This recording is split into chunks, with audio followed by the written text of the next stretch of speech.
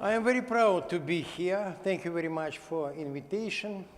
But I'm feeling myself now like Master Yoda from Star Wars, because it seems to me I have a few things to talk with you, few ideas about revolution and devolution in Russia, but at the same time I have many language problems, so please believe me, it would be easy not just for me but for you too. I'll read my paper with any commentaries, and then maybe I ask about assistance from interpreter or my excellent students. They're here and they knows about my ideas more than me, for instance. I hope. So I'll try to explain you my position, my view in this field. About content.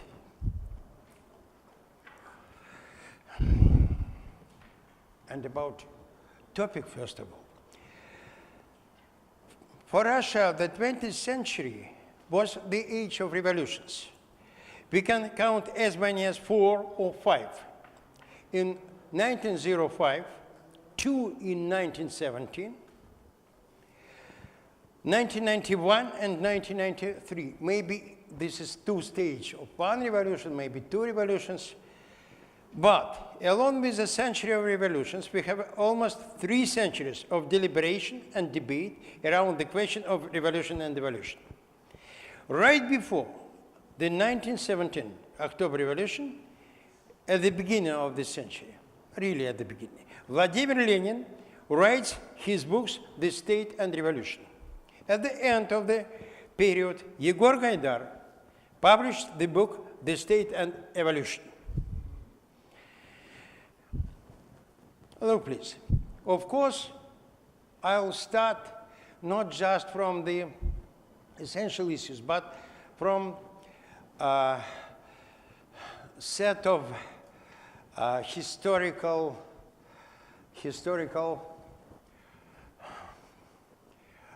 excursus about Russian evolution and revolution, because these milestones may be important for explanation.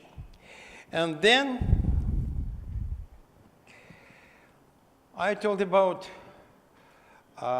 big issues, from my point of view, very essential. This theme is really iconic for Russian social thinking. I would like to consider in sequence 3 issues. Firstly, comparative institutional features of revolution and devolution as the 2 methods of solving the fatal problem of Russia, overcoming the historical inertia that hampers the development of the great country. Secondly, the character of the Russian Revolution, last Russian Revolution, I hope, 1991-1993, and specific features of the ensuing evolution. From this, we'll proceed to the 3rd issue and explore the prospects of medium and long-term transformation in Russia. In my view, the first painful impact of path dependence the country felt after the so-called Great Diversion, which changed the historical path of many countries in the 14th and 15th centuries. At that time, tectonic shifts of history, or rather super-powerful exogenous shocks, pushed Russia to the second recurrence of serfdom. It was for the first time that Russian history has demonstrated its propensity to repetitions and, so to speak, revolving motions. Institutions of serfdom and autocracy has collapsed in Russia in the early 17th century, but they got reinstated right after the victory of the popular movement against foreign intervention It was the so-called Second Voluntary Militia. These two institutions make up a strong binary institutional bond that exert major influence on Russian historical trends. In order to generate rental income, the scarce factor of labor is now pitched to the not-so-scarce factor of land through the mechanism of state coercion.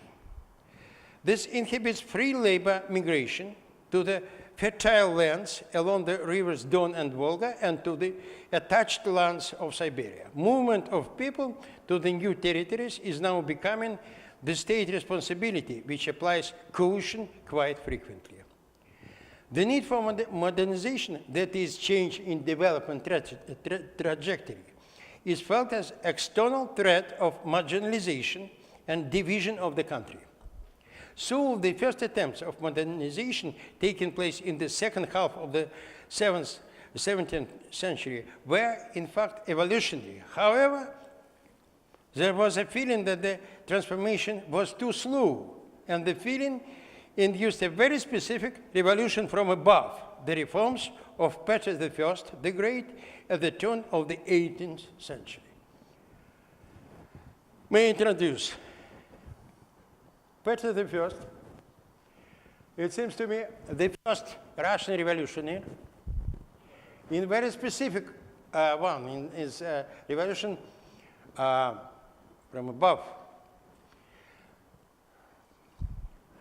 This is a picture of a well-known, famous Russian painter, Vasily Surikov.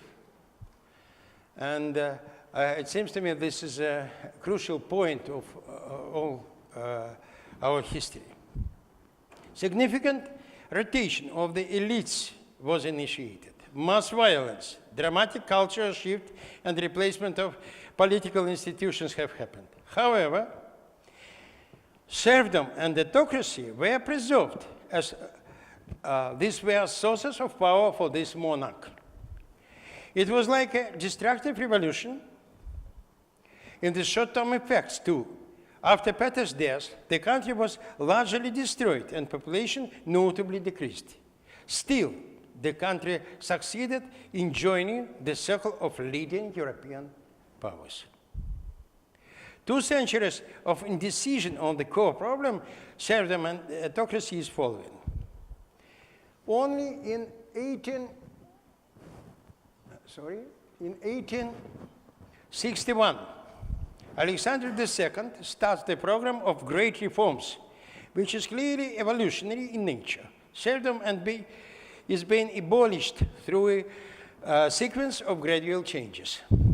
44 years later, in 1905, limitation on the ruler's power is imposed as an outcome of revolution. Society was unable to wait for the results of evolutionary progress and applied revolution as an instrument of transformation. This revolution, I mean revolution 1905, ends in defeat. Autocracy is again abolished by the revolution in February 1917. But after October Revolution, step by step, of course, autocracy is de facto restored early in 1930s in a different form. Serfdom is effectively reinstated as a system of collective farms. Using these institutions as a base, the USSR made a modernization leap and becomes one of the global leaders. Modernization leap in development through Stalin's mobilization has resulted also in disruption of human potential, as it happened under Peter I. Then the post-Stalin reforms by Nikita Khrushchev, so-called ottepel, started to abolish permanent attachment of people to their jobs or places of living. 30 years later, limitation on the ruler's personal power is imposed during perestroika by Mikhail Gorbachev. But again, like in the early 20th century, it is the revolution of 1991-1993 that completes the mission of transformation. And the Russian history enters another cycle about which we'll talk later. Look, please. It's a list of milestones with one constant idea about two institutions which are reinstated many times. It was used as the instrument of development. At the same time, it was limitation of development. It seems to me this is the core problem, the essence of the past dependence problem in Russia.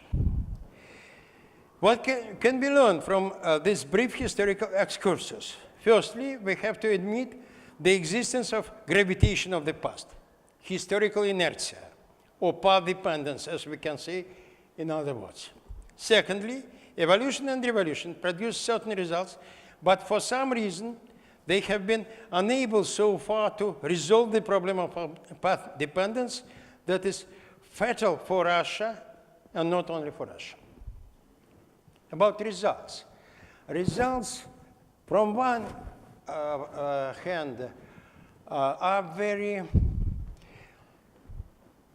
big, really expressive. But from other hand, unstable results. It is important. Since the early 20th century, Russian thinkers belonging to different schools of thought, for instance, Marxist Georgy Plekhanov, religious philosophers Nikolai Berdyaev and Georgy Fedotov, and others, not too many others, had been trying to understand the causes and mechanisms of these historical dynamics. Their ideas about the link between institutions and culture were largely confirmed by today's institutional theory, from my point of view. The two alternative forms of institutional transformation, evolution and evolution, generate different effects because they include different institutional parameters. Douglas North pointed out that revolution is an abrupt, discrete change in the formal institutions or constitutional level. Meanwhile, informal institutions, including those above constitution at the mega level, start slow and incremental change.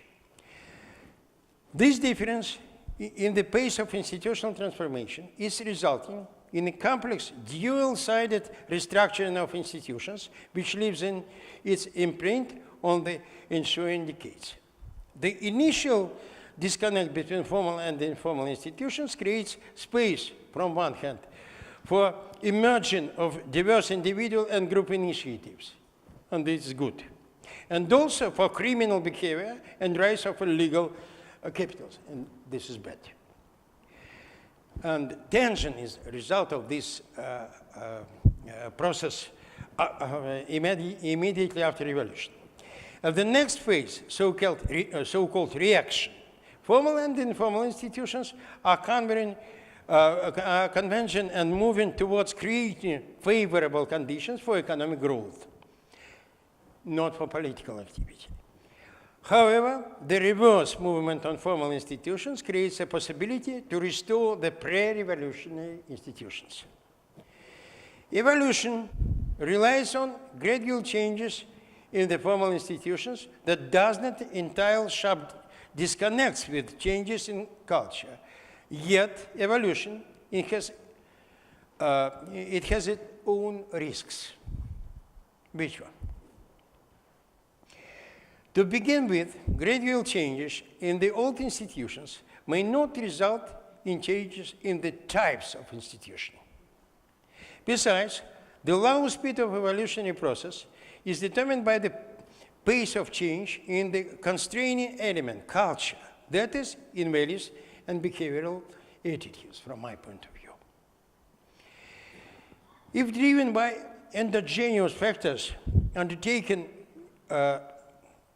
only these informal institutions can evolve for centuries, a few centuries, sometimes many centuries. Even if targeted intervention are undertaken in the sphere of culture, it takes up to 40 years to obtain sustainable outcome, approximately 40. Talk about this, these circumstances later. Political expectation and group interests quite often contradict and interrupt the gradual transformation with revolution. This revolving dynamics of Russian history should not be interpreted as absence of development or going around in circles. Russia has been moving along upward spiral, which involved huge costs, but also impressive results, unstable results. The most important and significant outcome has been the improvement in the quality of human potential, human capital, whose role in the global development has been quite remarkable in the recent 150 years, generating impact from within Russia or from exile. Why human capital?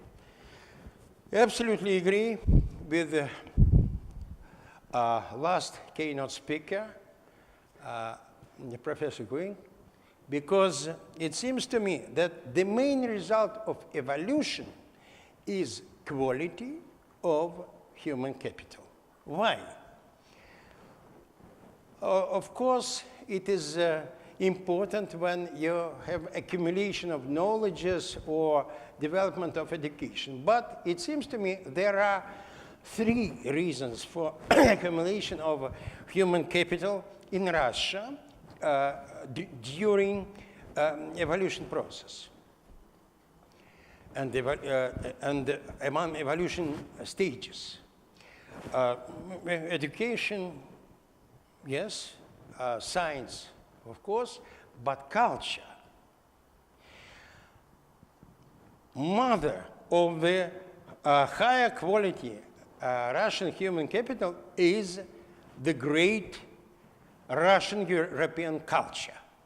It's important for understanding the sources of creation of higher level human capital in Russia, because it seems to me this is a crucial moment for understanding all transformation and different factors of this transformation. In this context, the disconnect between the quality of human capital and currently prevailing institutions is the major challenge for the future of Russia. It would seem that the revolutions of 1991 and 1993, proclaiming the transition to democracy and free market, should have resolved the problem institutional disconnect. However, this did not happen. Why? A widely accepted view in Russia and abroad is that Russia's transition from the Soviet to post-Soviet system was unsuccessful. Experts believe that the country ended up with imperfect market institutions and ill-formed institutions of democracy, or de facto authoritarian regime. And the overall institutional status is weak. However, the conclusion contradicts to the fact of the overall stability of Russia's political regime. Despite all economic and geopolitical problems in the country, the levels of public support of the state higher or even growing. Hence the question, has the vector of transition been correctly assessed? The big question is, if there was a real demand for institutions of political democracy and the institutions of market economy, in my view, such demand was only a declared intention. Using economic terminology, I would say this was not an effective demand. Indeed, at the end of the 1980s and the start of the 1990s, the goals of achieving a democratic society and the market economy in Russia were proclaimed more than once. However, the fundamental for a democracy economic question about who would cover the cost of functioning of democratic society and provide for the production of the public goods. The question about taxes was never included in the political discourse agenda of the 1990s. Neither the opposition nor the government have challenged the population with the critical issue of the tax burden under the new institutional regime. The same refers to the cost of development. Surely, the center of attention was the question about market as a means of providing access to goods. Yet, the public agenda did not include the question of how, with market institutions, to ensure technical and economic development, and where the investments would come from to develop science, industry, and new technologies. From this, in my assessment, follows the possibility of an alternative hypothesis of transition. In the absence of effective demand for political and economic institutions associated with democracy and economic development, the true vector of transition, determined by the revolution of 1991-1993, was directed not at building market economy and democratic society, but rather at overcoming the shortage economy and moving to create a consumer society. And it is precisely the vector that the country followed with great success during transition. What kind of institutions do image in this case as truly demanded? This has a full set of institutions for the functioning of consumer market, starting with consumer credit to societies for the protection of consumer rights. These are institutions that would in the first instance generate revenues for consumers with increased access to goods and services, but not necessarily those that would foster productive and innovative economic development. Yes, Russian participant of this Congress, and now not just Russian participant, knows that I was active one of initiators of consumer protection movement in 90s. Now I think many times why we were so successful in this movement in comparison with other different civic movements in Russia 90s. Of course, many bright, very good, skilled persons took part in this movement, and of course, their results were really good. But it seems to me it depends on historical trend. It was very strong historical trend from very deep shortage economy toward very wide consumer society.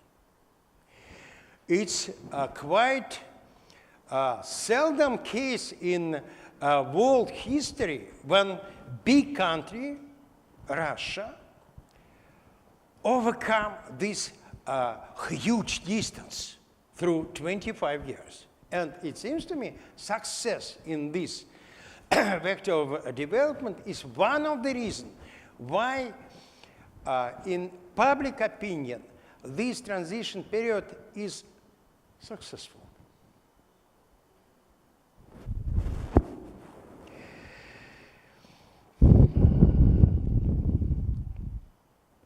Real support of the population from the late 1980s and throughout the 90s was given to the regimes that solved the problem of consumer deficits and shortages.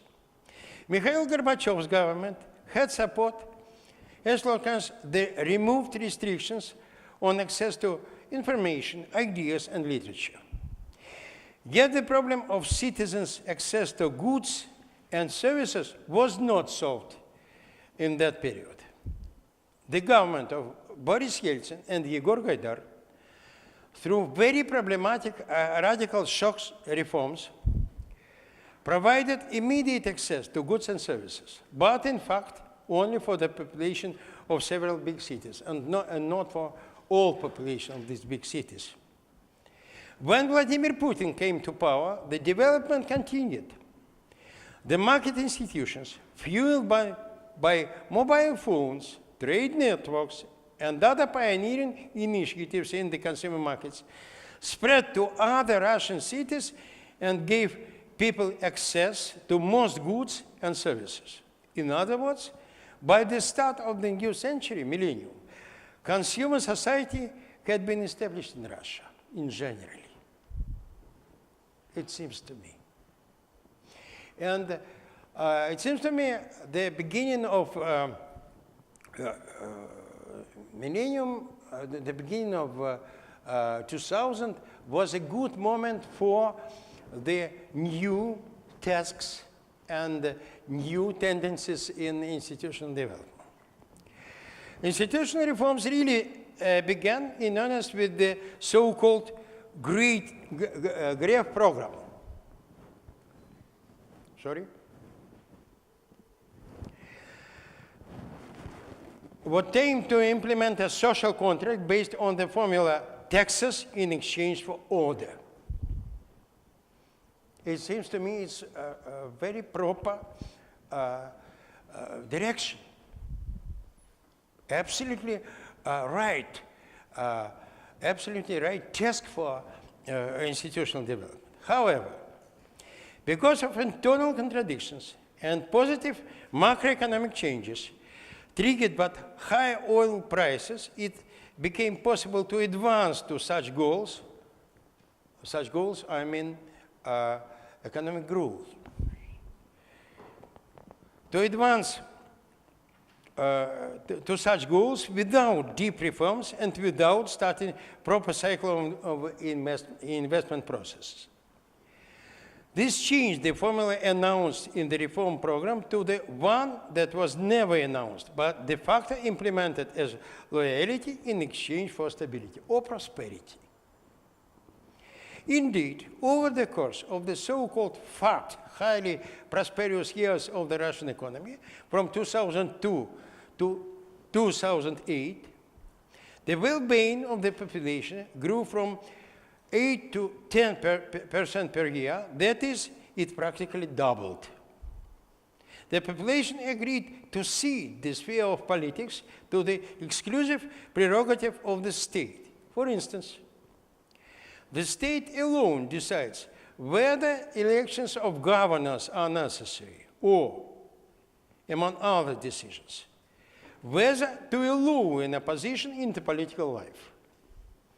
In essence, the institutions that were added to the structure of the demand economy became extractive institutions, based on the extraction of rents, based on the rents from natural resources, as well as monopoly and administrative control. Extractive institutions became the basis of Russian consumer society, a symbiosis that assured the stability of the political regime. The falling rental incomes after 2008 caused a crisis of the social contract loyalty in exchange for stability.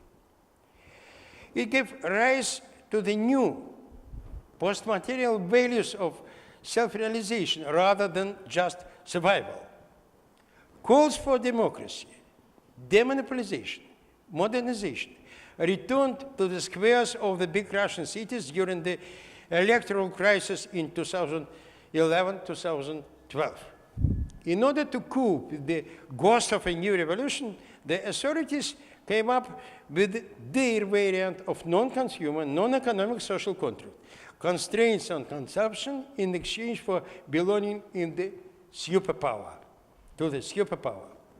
This geopolitical social contract is based on tough competitive foreign policy, development of defense industrial complex, and import substitution. It leads to serious changes in economic conditions of development, first of all, of investment condition. Sorry. Ah.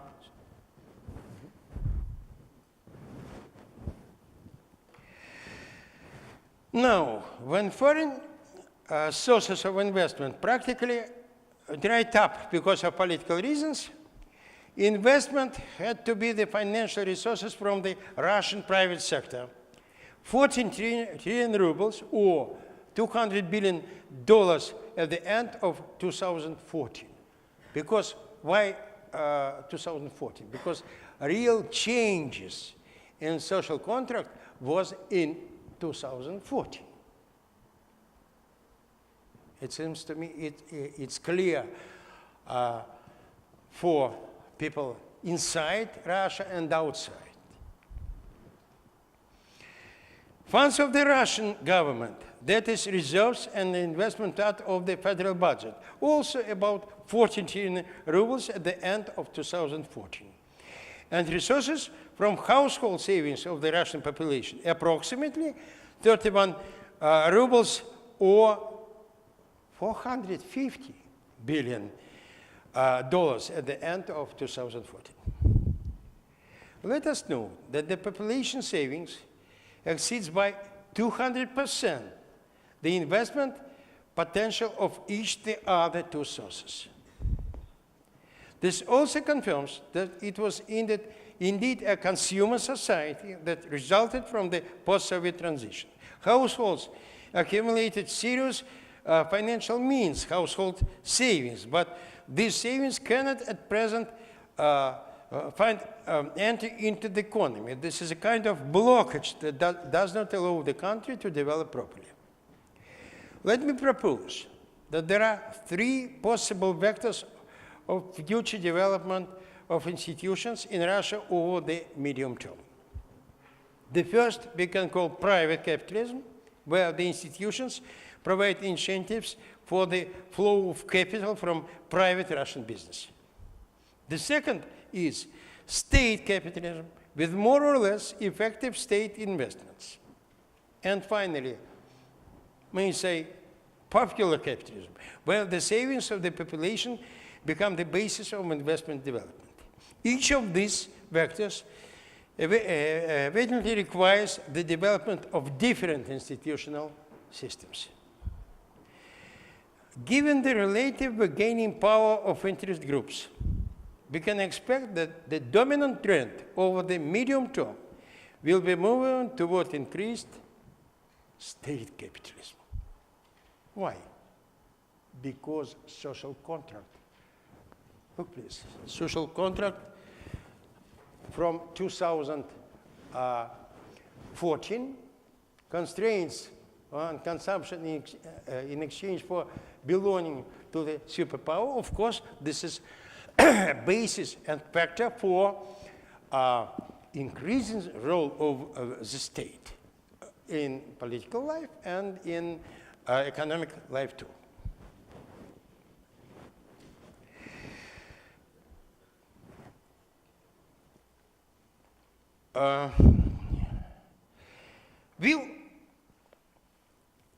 There may be some compromises reached with private capitalism and development of additional institutions for bringing the resources of the population in the financial markets.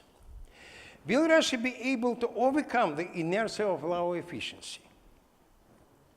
It is a big challenge because institutions that imaged in the period of higher oil prices and are extractive, and they are also supported by the features of informal institutional traditions.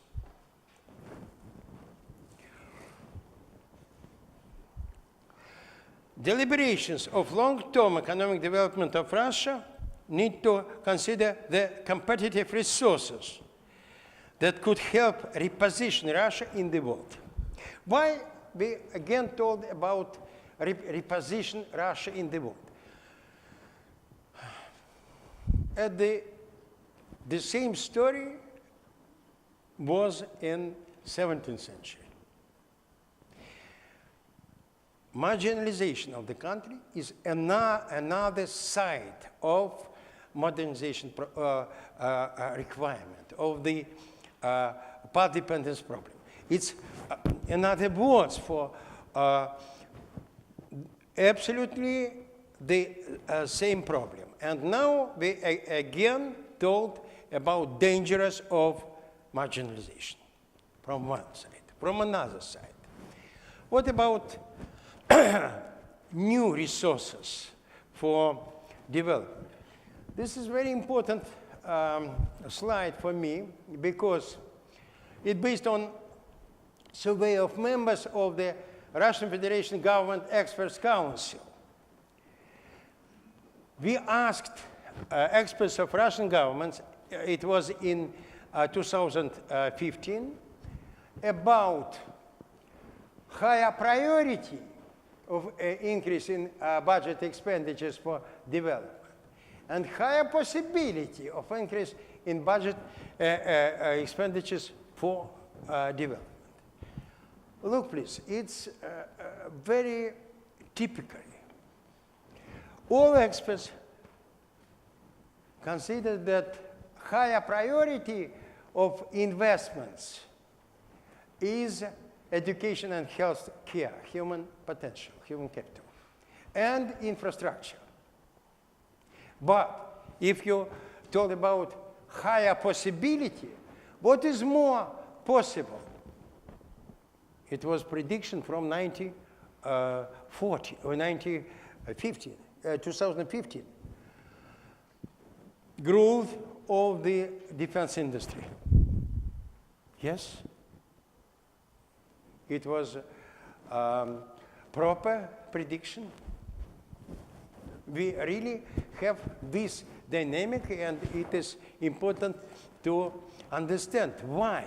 One of the reasons is the short-term planning, because, of course, investment into infrastructure or education and healthcare really need time to get real results. But there are more deep and more sophisticated reasons. Aside from the country's obviously significant oil and gas potential, there are three resource potential that could have a non-trivial impact on Russia and the future of its economy. First, the country's human potential, that is, availability of highly qualified human capital and talent. Second, Russia's territorial potential, as the largest country in the world. Look at the map, please. Third, the national military technical potential, inherited from the USSR, but remaining fully relevant in global strategic and economic competition.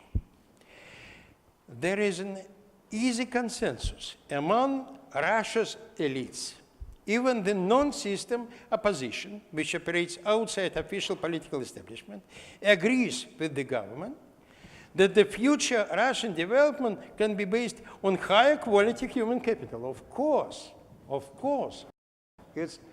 It's a point of consensus, but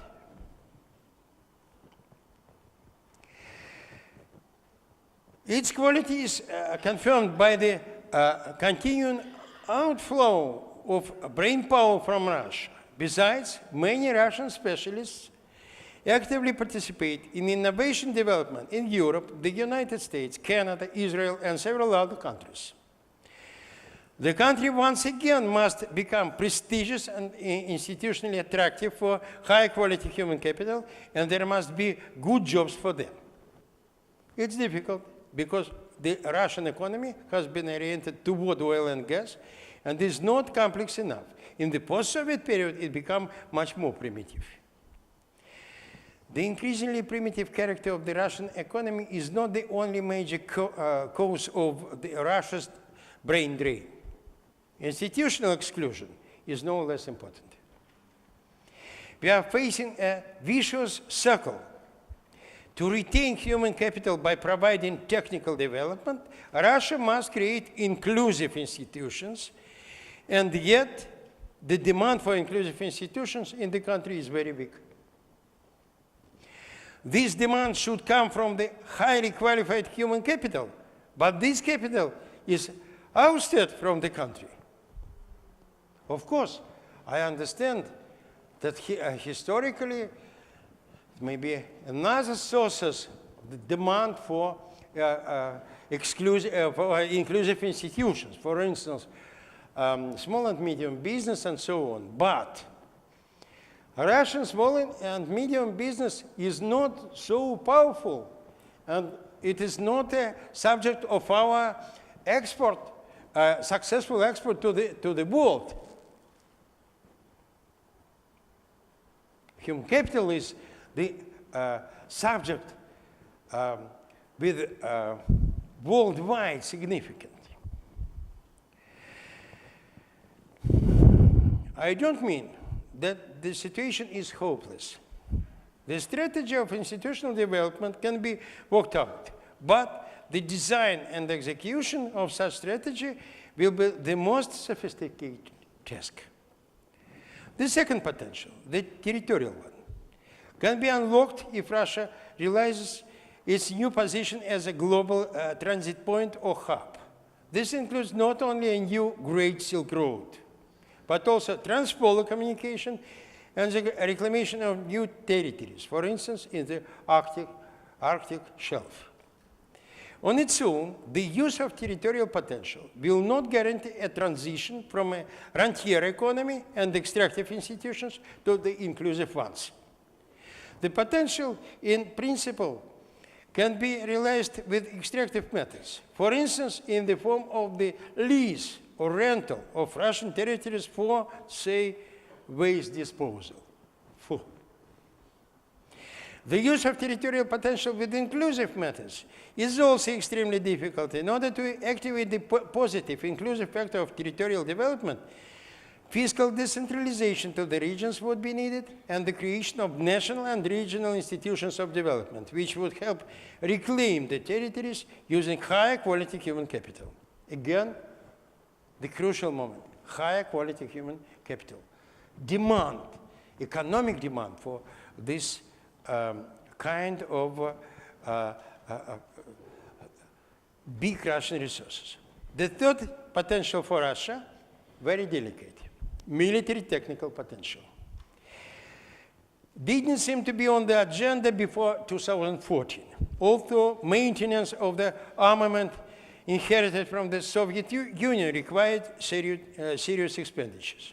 However, as the situation near the Russian borders changed and the relations with the West worsened, huge supplementary investments into the country's military technical potential were made. Besides, there have been possibilities to display this potential to the country and to the world. Can this potential be used in order to reposition the country? This is a difficult and controversial question. On the one hand, the potential can enhance the status of the country.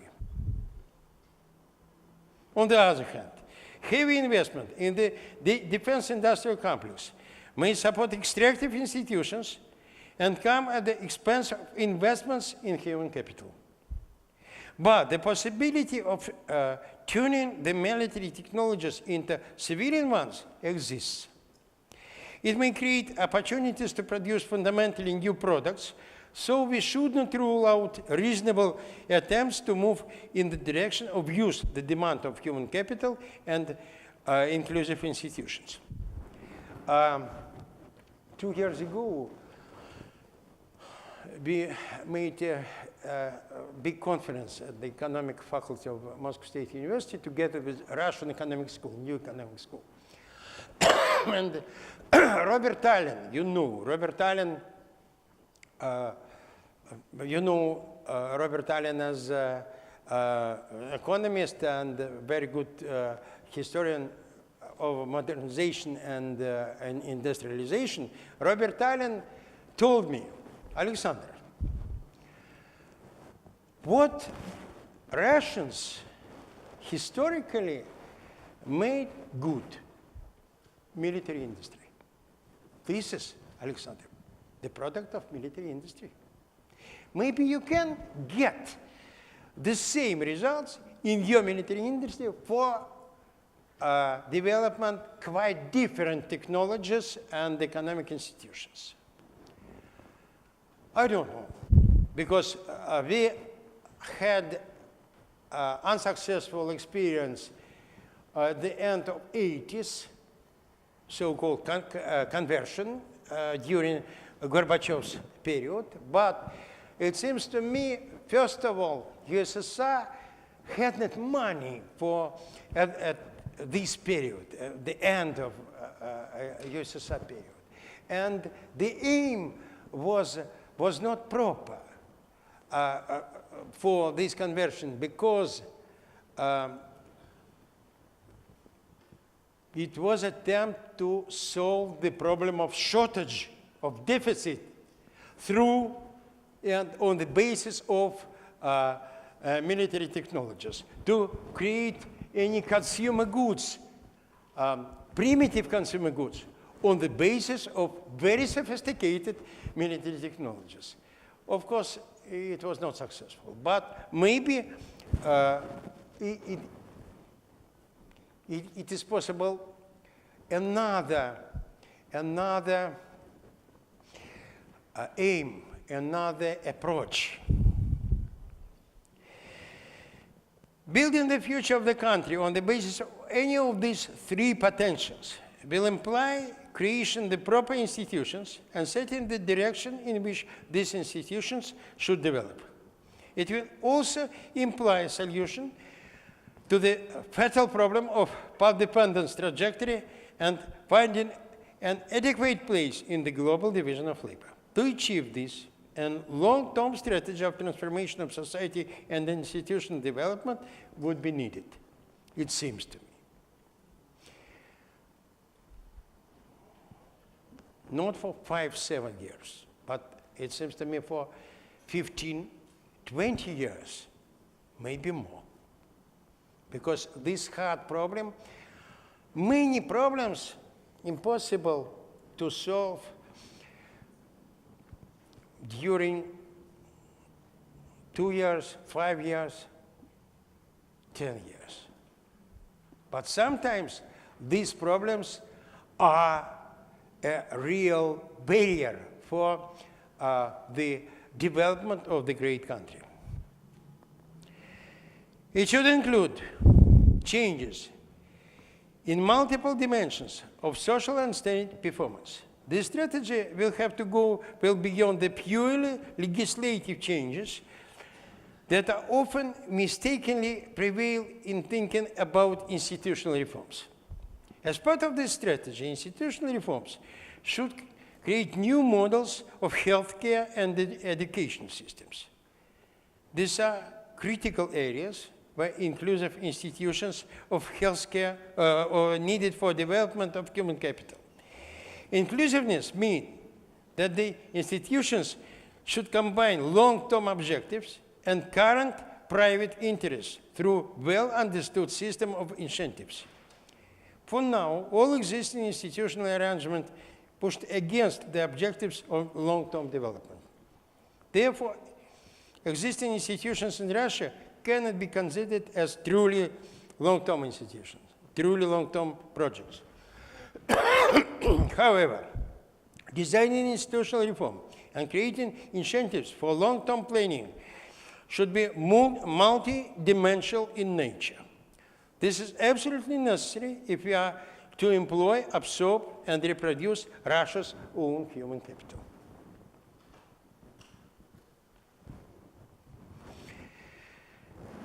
The first direction is connected with informal institutions and cultural inertia. Here, the education policy is extremely important, for it has the unique ability to gradually change the informal institutions. There is the example of Germany after the fall of the Berlin Wall. Of course, I mean article by Alesina and so on, Goodbye Lenin or Not. It shows that the length of serious cultural changes is approximately 40 years. Please remember Moses from Bible, again 40 years. Although first results can already appear in 15 to 20 years. Of course, culture changes more slowly than the laws.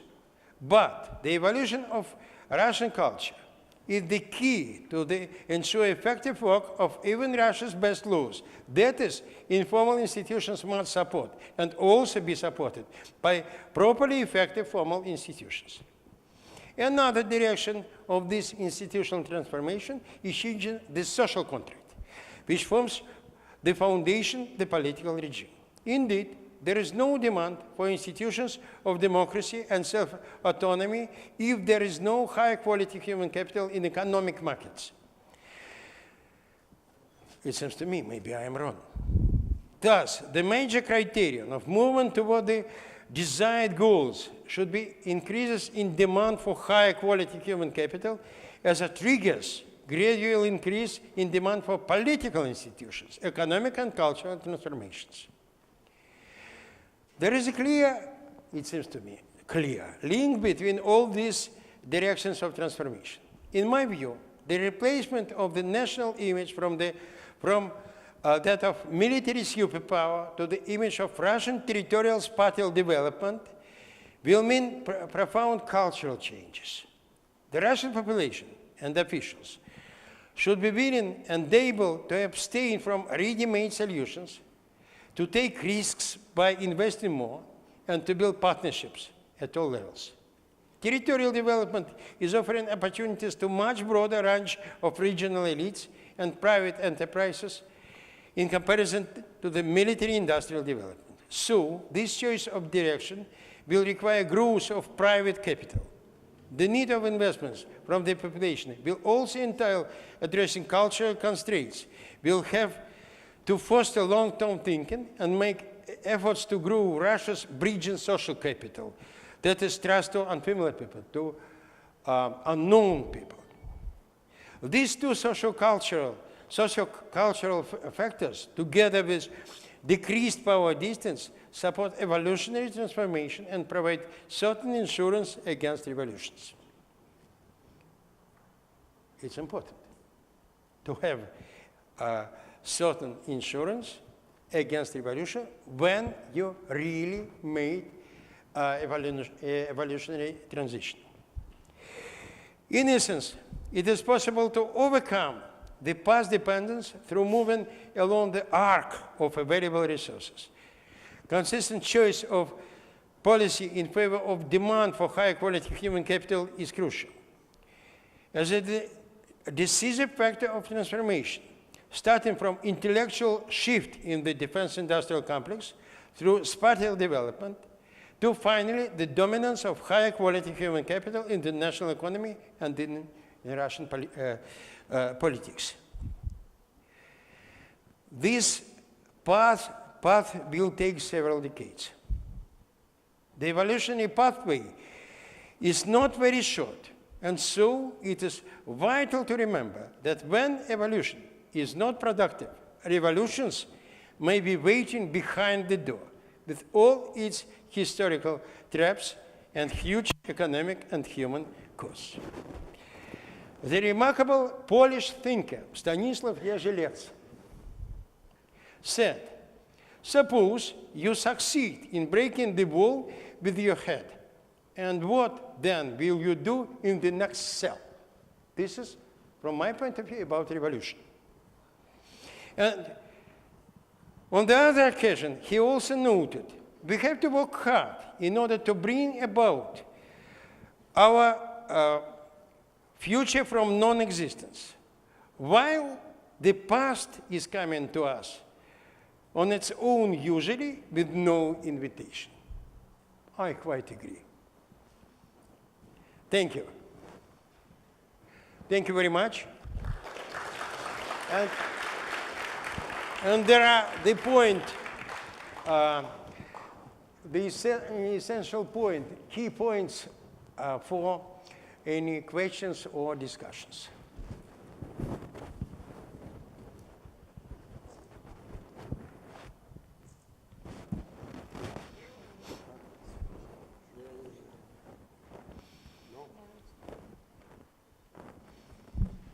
Okay, well, I don't know if this microphone is working, but we will get something to work, and I think the time now is for questions or comments. Okay, What so kind of question? here's the first one. You provided a picture for future development, but who can be drivers of development in different scenarios by at the end? Yeah, very hard question. Maybe one of the most hard question for me, because in current situation, we have not,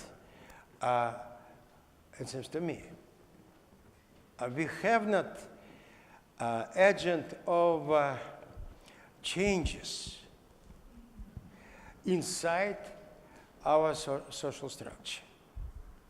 Many people thinks about changes, discussed different opportunities, but we have not a real social power for these changes. So it seems to me that now we are in a, I don't know how to say, pregnant phase. Я попробую, ладно? Когда будет совсем страшно, вы меня остановите. Phase when the first agent of changes now are teachers on different levels. Because if the main problem which should be solved is a path dependence problem with cultural mechanism and changes in the culture, one of the main instruments is education, at the same time cultural policy and so on. It seems to me people from a sphere of education,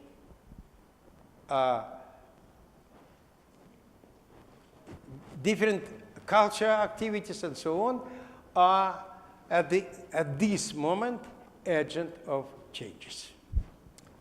Okay, so other questions? Please, yes. Okay, a second microphone.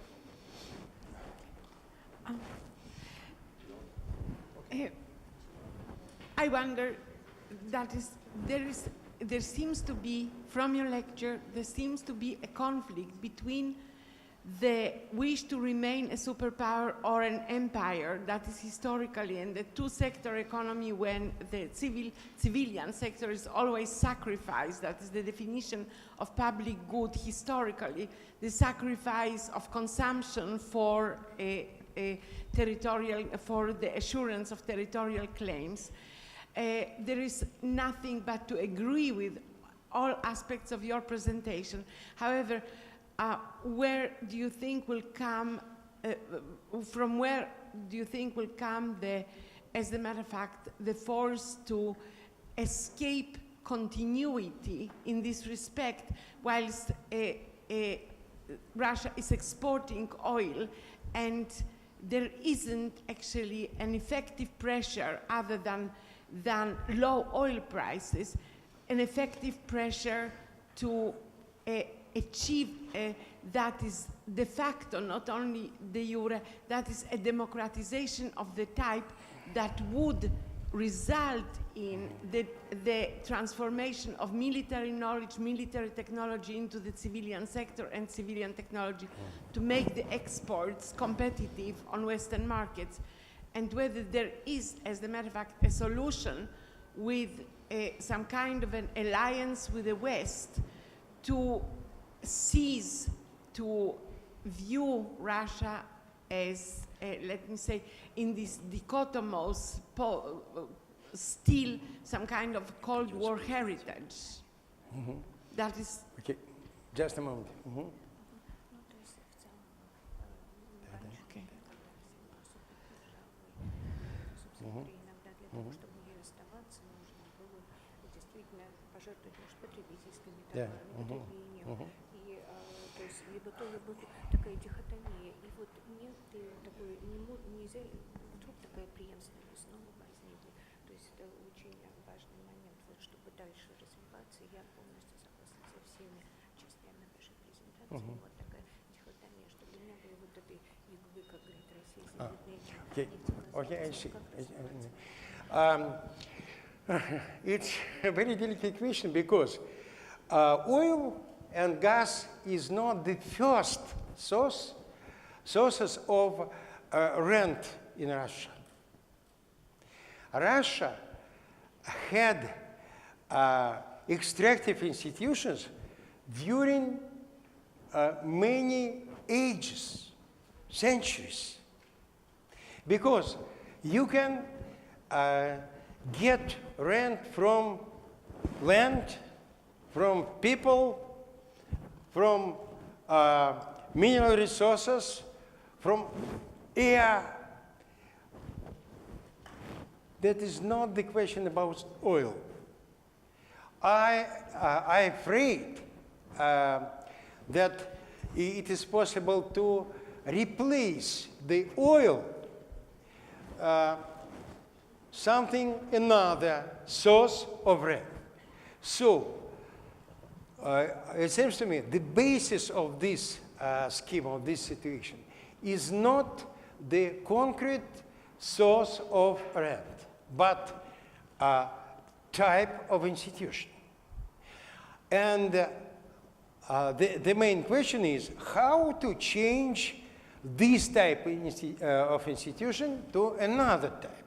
Last May, we have a good discussion with Darona Ajamoglu in Astana during Astana Economic Forum.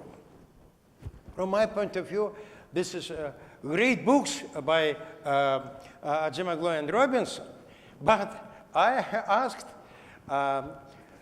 Professor Ajamoglu about one, the crucial moment is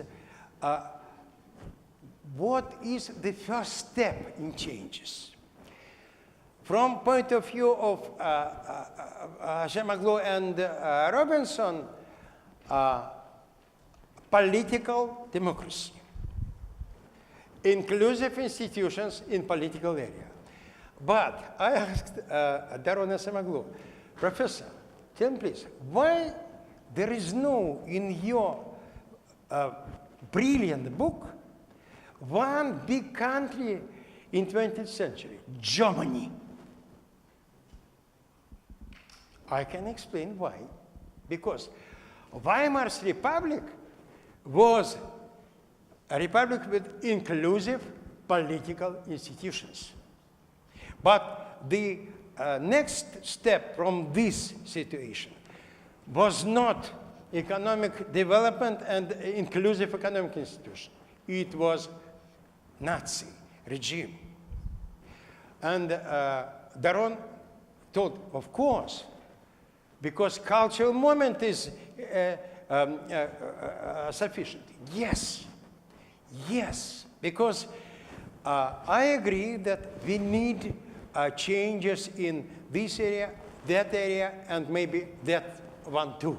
But at the same time, first of all, we must combine these changes with changes in cultural circumstances, using the any points, any features of current cultural basis of Russia, and change, for instance, what is blocked exit to innovation economy in Russia. Two cultural features. The higher level, sorry, may I show? Okay. People doesn't like risks in Russia, absolutely. And we have a higher distance power, one of the highest in the world. Really, this is a lock for development toward innovation economy. I'm not sure that it is a reply to your question, but I tried. I just, I sorry. own a reference to Irina Paltseva. I own a reference to Paltseva. That's all. Thank you. Sources of institutional development.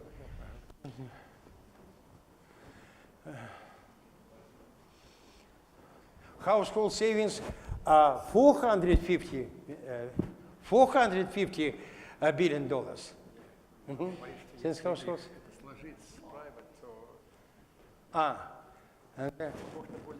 Since households, companies, private sector and aggregate. Нет, ну правильно, но там же 250, а там 450 должно быть.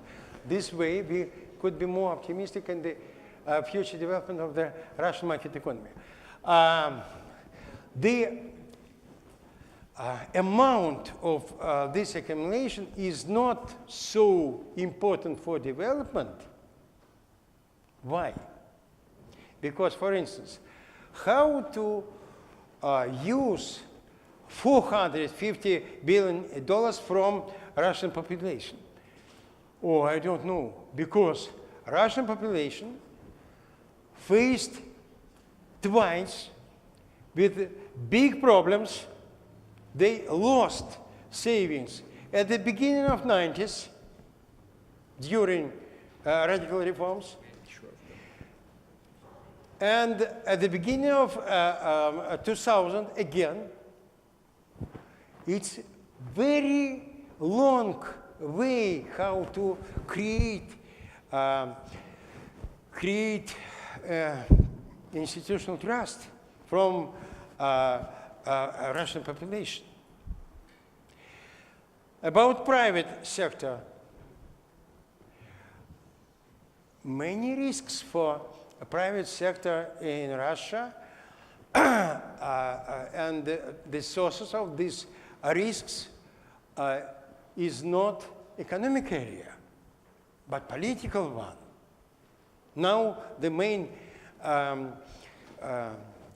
proposed from different authors of strategy of Russia with different views. Very often told about changes in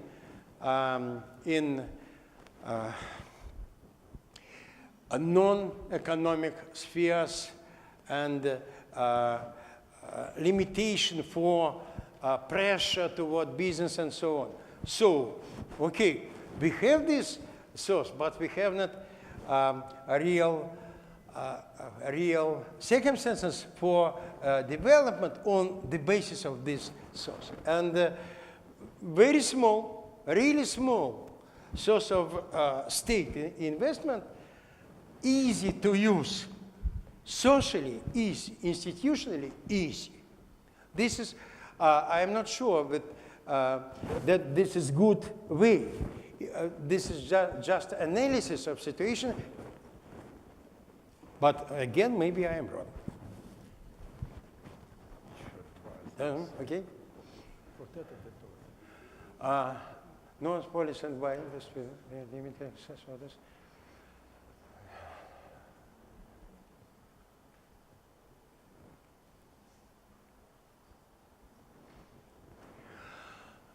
Wait, sorry.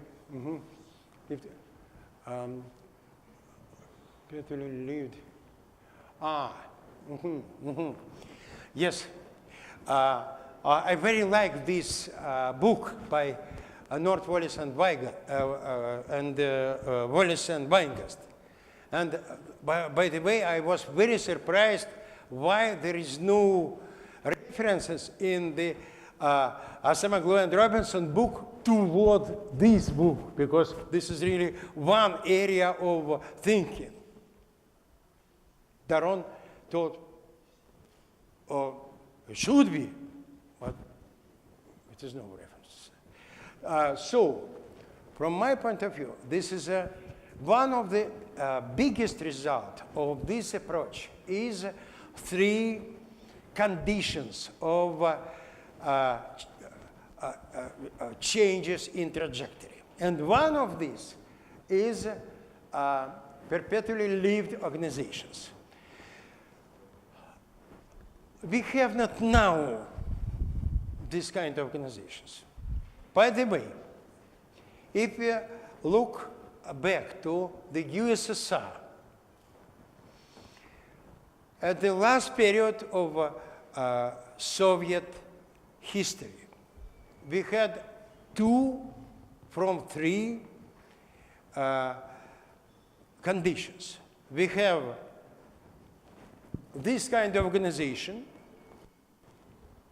Lenin death, KPSS is living, Stalin death, and so on and so on. Not just Communist Party, but many other organizations. And another one, collective control under tools of coercion.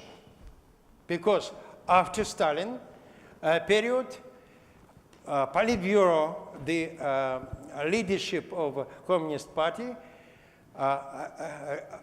really collectively controlled army, KGB, and so on. Is very important.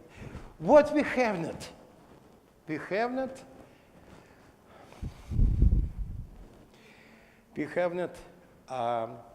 equal approach to citizens from the point of view of the law. Mr. Gorbachev tried to create these third conditions, but it was not unsuccessful. And now we have not, unfortunately, all 3 conditions. But our history really showed that shows it is possible in this country, with our population, with our culture, create this condition for open access. And it seems to me open access is another words about solution of path dependence problem and good trajectory of economic development. And this is a real aim of long-term strategy for Russia transformation. It's my opinion. Sorry? I hope it would not be, but I'm not sure. So thank you very much for your speech. My question is not about Russia, but is about Europe. And I would like to know something more about your opinion as the relationship, not in details, not from the political point of view, but especially from the economic and cultural point of view of Russia with the rest of Europe. I mean the rest because, as we know very well, at least a part of Russia is Europe. The city is a European city, but as everybody knows, in the past decades, Europe and especially Eurozone made several mistakes in addressing the crisis, and there are several movements to return to nationalism in small countries, not in big countries like Russia. So I think that the situation is complex, obviously, for many reasons, but I think that Russia can play a positive role, and also the educational system, including teachers, I agree with your position, can help politicians in addressing in a better way this kind of relationship and maintaining, at least in my view, Russia within the old continent, partly rejecting the attraction of the eastern part of the world that, as we know very well, now, since decades, is the more growing economically part of the world. So the decline of Europe, or the western part of Europe, I think is not so useful for Russia. And I was asking to you if Russia can play a role, and what kind of role, also in helping Europe and the Eurozone to maintain, aggregate. I don't think that Russia has something to gain to the return to single national countries, many I small see. countries. Thank you very much. Thank you, thank you. May I explain, first of all, the approach, my approach to this issue, this problem. Field of my scientific interest is now, first of all, so-called cultural economics, together with Shlomo Weber, Alfredo Bizin, and so on and so on. And from this point of view, if we'll think on the results of World Value Survey, differences between countries, it seems to me it would be clear that there is a difference between two parts of Europe, West and East. It's very old from my point of view, from history of Roman Empire and division of Roman Empire. Division of Christian to Orthodox and Catholic and so on and so on. Very, of course, in cultural economics, many process has very, very long origins. I consider we are really part of one civilization, European. But it's not a problem about relationship between Russia and other Europes. Look, please, at Bulgaria, Greece, Romania, and other countries, Serbia, and so on. Really, people, governments, experts from West European countries faced with sometimes the same problems in these quite different countries. One of the reasons of this problem, it seems to me, one of the reasons is cultural. So, it seems to me the main, in these circumstances, the main mode, trip of creation of big association from big Europe, from Dublin to Vladivostok, is creation two unions, European one and Eurasian one, and then development, different kind of relations between these two parts. But again, about cultural differences, it seems to me it is important to understand for politicians in Western and Eastern European countries that we must take into account cultural differences not for struggle, but for association. Because if you don't take into account these real features, you cannot have good cooperation. But we want. And personally, I want very much this vector of Russian development, good, big progress. Well, thank you very much. I think we have just run out of time, so let's give our speaker a round of applause because it's already 16:30. Thank you.